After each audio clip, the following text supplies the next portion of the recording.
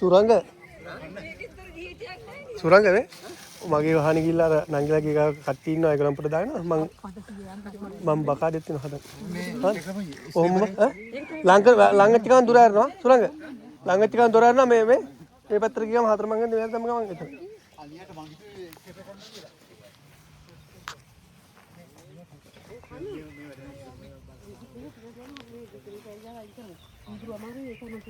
ඕසි කාපිය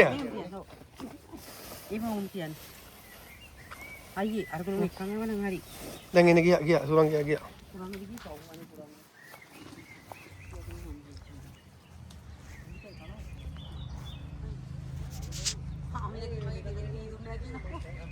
හා හා